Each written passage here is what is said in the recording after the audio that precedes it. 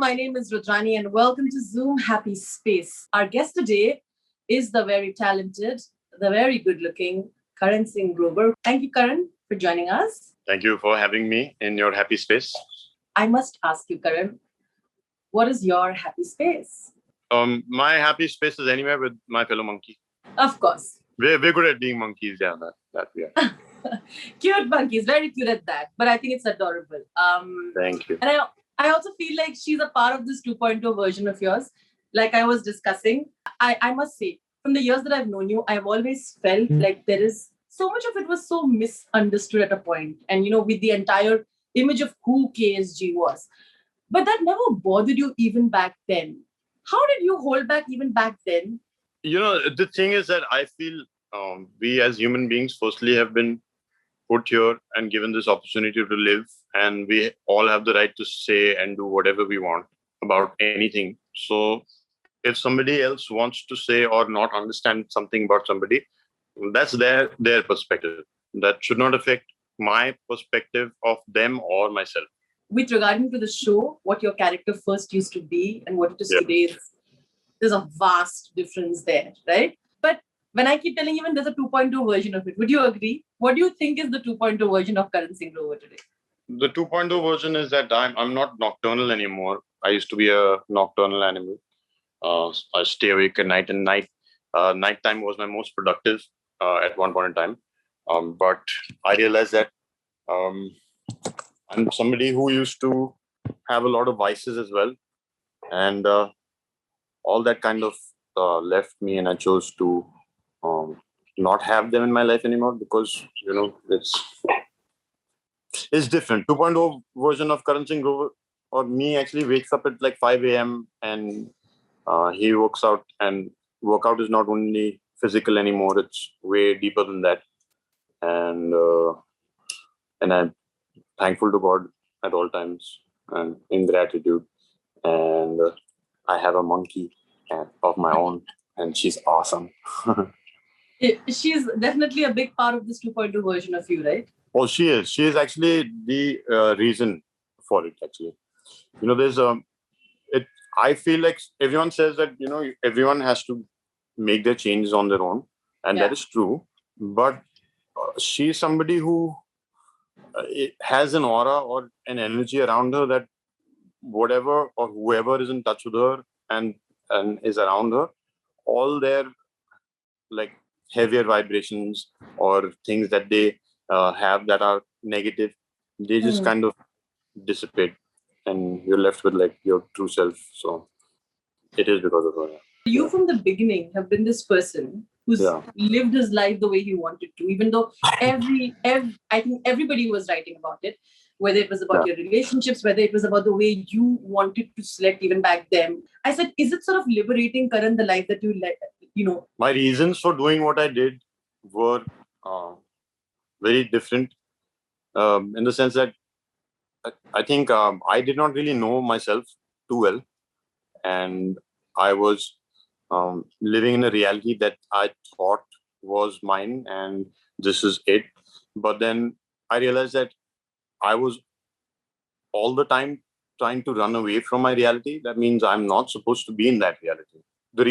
My reasons for doing something, for anything, were different in a way. Like I did not really understand where and what I was doing because it seemed like a very weird, surreal thing that I was going in. So, I don't know if it made sense. So you have absolute no regrets? No, not at all. No, I stopped regretting anything when I realized that I'm not a victim of my life, and life is not happening, and I'm creating everything that is around me. So once you have that understanding, then all you have to do is try and alter your thoughts and understand that everything that you did till now is only because you created it so that you can learn something from it. And if you don't, then it keeps coming back. Because everything in the world is a spiral, right? Qubool Hai 2.0 talks about eternal love. Yeah. We are back to romanticizing eternal love, right? Have you always believed in eternal love? And if not, yes. I want to know, you have? Yeah. I have always. It's whether you believe it or not, it's there. There's a reason for everything, and the core basis of everything is love. When do you question yourself? What makes you question yourself? I question myself. I am actually quite critical of myself, of everything that I do. I very rarely, but it's like it's a flaw from childhood, something that it helps me in a way that I know that I can do better. So that way, I'm always questioning why would I do this or that or this in a daily life. What are the major changes that you've noticed in yourself and also in Sulbi? Because it was like homecoming, right? Back to where it started. I think the core has always been the same only, and that's not changed. That's a really good thing. She is somebody who's always been open to learning, and she learns from everything around her. She has like evolved in many ways, and still she is like silly and fun, and she's always been a great actor. So I feel I'm more centered now. Like I'm still a whirlwind, but I control the flow of it now. Earlier it was just like whoa, all over the place. When I proposed to Bipasha at the stroke of midnight with the fireworks in the sky during while she was shooting a video of us trying to record Happy New Year for all our friends. I didn't really plan it for that time. It just kind of happened. All right, moving on to my second segment, a bunch of interesting questions. Karan, are you ready? I'm ready. What are the cheesiest nicknames you have for you and your monkey, Bipasha and you? What are the cheesiest nicknames you can call yourselves? There are very cheesy ones that I can't even say. So I'll tell you one of the ones that we have. Okay. There's Mantu. It's a Mantu, Mantu. It's like monkey became Munty, and then Munty became Mantu, and then there's Mantaha, and there's lots. Mahanti. So everything around monkey, basically. Yeah. Everything in and around monkey. Okay. Yeah. Also there's a very, very weird one. So she's sweet little baby Boomba, and I'm Papa Boomba. Just very interesting. That's very weird. I should have not said that anymore. What's the weirdest audition you've given till now? There was an audition where I had to play Superman. Superman? Yeah. It was for cleartrip.com or something like that. And it was so weird because I had to wear extra muscular padding and stuff like that, and my hair had to be styled like that. And I was like, why am I doing this? I was like, okay, fine. But then I did do the ad, so that was a good thing. What has Bipasha told you is your annoying quality? You all have spent so much time together. She would say a lot of things actually are annoying, but I think I have a habit of creating a mess. Unfortunately, you do. Yeah, it's not. I don't like. I try to create a mess. It just happens. Just follows. No, it's just like I have so many things that she calls it a production. She says your production. Can you take a production and move? Because I have like about 15 things that I always have with me. And if I have to move from one area of the house to the other area of the house, then I'll even if it's like right here, I'll still have to move with all of them, like my stones and my pen and diary and my lip balm and water and stuff like that. So it's like, So I want to know, what's the most romantic thing that you've ever done? According to you, it tops the list of what you've done ever. When I proposed to Bipasha at the stroke of midnight with the fireworks in the sky during while she was shooting a video of us trying to record Happy New Year for all our friends. I think that it wasn't even like that tops the list because I didn't really plan it for that time. It just kind of happened. Because we had just had like a big fight before that, right before that moment, and I don't know why I carried the ring in my pocket. So, universe helps you. That's the one. What are the misconceptions that people have harbored about you? I've heard recently that some people think I'm unapproachable.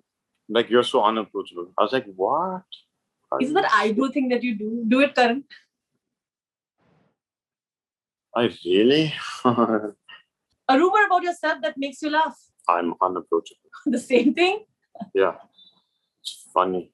I thought you were going to say the fact that every year someone thinks that you guys are pregnant, but no. No, I've actually openly told people that I'm pregnant, but nobody seems to believe me. You too. Yeah. I mean, they say, I am pregnant, not her. Look at me. And they're like, no, we don't care. I was like, okay, fine, whatever. You actually said that to me. Yeah, I showed them my stomach also. I was like, dude, I'm pregnant. I'm having our baby.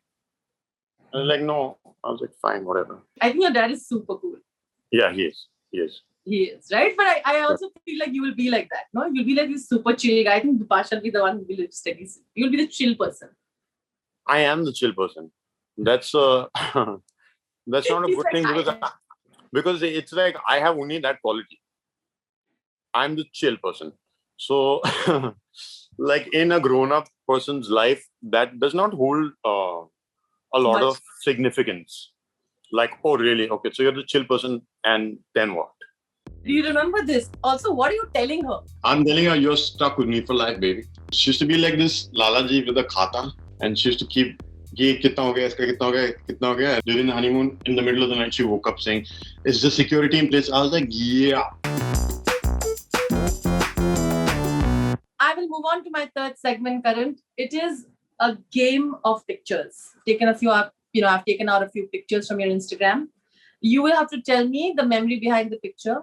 What were you thinking at that time, and the bond that you share with the person. Sounds okay to you? Cool? Yeah, of course. Yeah. All right. Yeah. It's like the bond that I would have with my sisters if I had sisters, except for Sony, who's the eldest one. She's not my sister. She's too cute to be my sister, so she's not. It's a bond that I could never have with anyone, and it is something that cannot be created with anybody else. It's special, and it was I think Durga Puja that day. Shindur Khela. Shindur Khela. Yes. I hope. Has your Bengali improved, Karan? Amar pacha to chulkuni hochi. Then I got that thing on my t-shirt, so I had to change and come back. And thank you for letting me do that. Let me see what you think about this. Yeah, that's my angel. What I remember about this photograph is that we had all gone together to a friend's because during Durga Puja, he had this whole thing that he was doing close by, Supratik. And it was a lot of fun because the sisters were there. And I love it when she's in this Bengali sari and they're all wearing Bengali saris. It looks so gorgeous. The caption, by the way, says, just in case the previous one wasn't hot enough. Wow. Yeah. I remember this because this was one of the scenes where during the song where I couldn't hear it cut. So of course. It was like the song was playing and Bhushan sir said cut like 4-5 times. And they're like, and I was like, I didn't hear it. Did you hear it? She's like, no, I didn't hear it. And I was like, This was also the time when you met her, isn't it? Like sort of became friends with her. Yeah. That's when. I mean, you've spoken about it, but. Yeah. It's a very risky one because if I lose my left arm, then I'll be just stuck with ordinary. So that's messed up. This one was, I got it in Phuket in Thailand. And it was at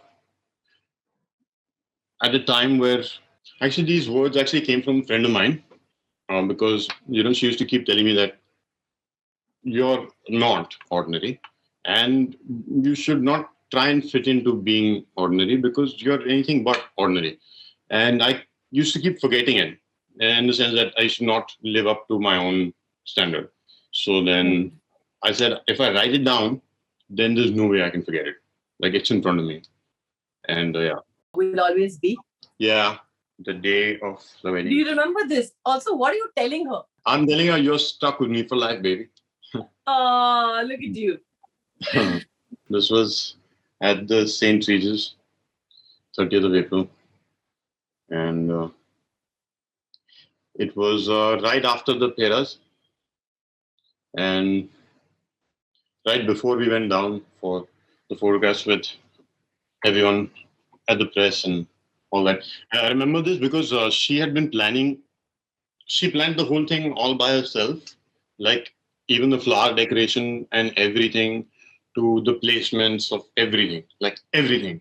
Like to a point where we were on our honeymoon and she woke up in the middle of the night one night and she's like, "Oh my god, are the security people in place?" I was like, "Dude, it's done. We did it already."